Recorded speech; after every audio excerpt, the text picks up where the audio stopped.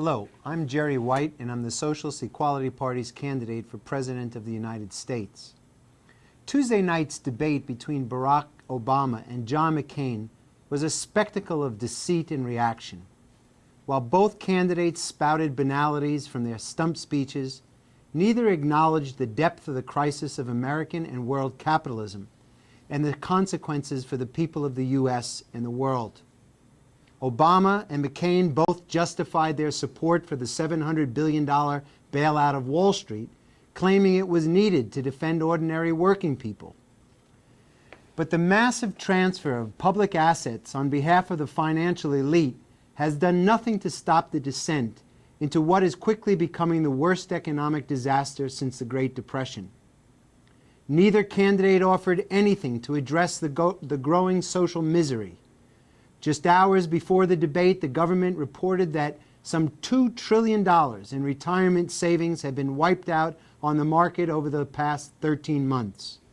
Roughly 1 out of every 6 households, some 12 million mortgage holders, owe more than their houses are worth, including nearly 1 out of 3 who bought their homes in the last 5 years.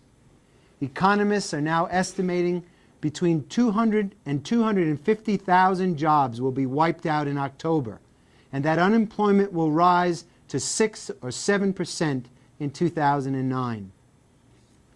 In a monumental display of political fraud, both candidates blamed the crisis not on the capitalist system and the systematic looting of society by the financial elite, but on supposed overspending on government social programs and on ordinary people living beyond their means. After handing over the entire public treasury to the financial speculators and banking executives, Obama and McCain now insist there is no money for social programs and that the population must adjust to a program of severe austerity. Referring to Social Security, McCain declared, quote, "We are not going to be able to provide the same benefit for present-day workers that retirees have today," end quote. Far from challenging this assertion, Obama said he too would slash bedrock entitlement programs, including Medicare and Medicaid, which millions of senior citizens, disabled people, and low-income people depend on. "We're going to have to take on the entitlements, and I think we've got to do it quickly," Obama declared, adding, "I'd like to do it in my first term in office." In other words, both candidates agree that Wall Street is entitled to $1 trillion in taxpayer money, but your parents or grandparents who worked their entire lives are not entitled to anything but destitution. Again and again they insisted that the U.S. population would have to prepare for pain and sacrifice, not only economically, but with more lives of working-class youth in wars to defend the global interests of American imperialism.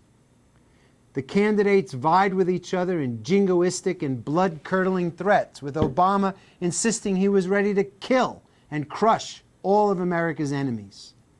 The list of potential targets mentioned by both men included not only Al-Qaeda, but Iran, North Korea, Pakistan, Sudan, Venezuela, and Russia.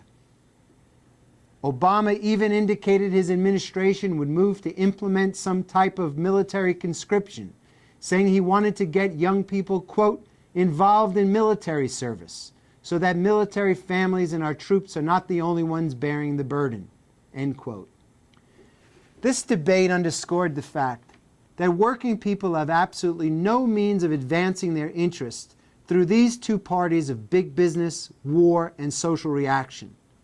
On every issue of importance, forcing workers and their families to pay for the bailout of Wall Street and the breakdown of American capitalism, to the escalation of U.S. military violence around the world, to the suppression of the democratic rights of the American people, both of these candidates agree. This itself is the political expression of the collapse of an entire economic and social system, capitalism, which is characterized by the enormous levels of social inequality and a system in which the ruling class has absolutely nothing to offer the population but greater impoverishment and war. My vice presidential candidate, Bill Van Auken, and I are fighting for working people to break with the two corporate-controlled parties and to build a mass political party of the working class, to fight for a socialist and internationalist alternative to the bankrupt capitalist system. I encourage all of you to read the World Socialist website at wsws.org, to donate to the Socialist Equality Party campaign fund, and to make the decision to join the SEP as the new revolutionary party of the working class. Thank you very much.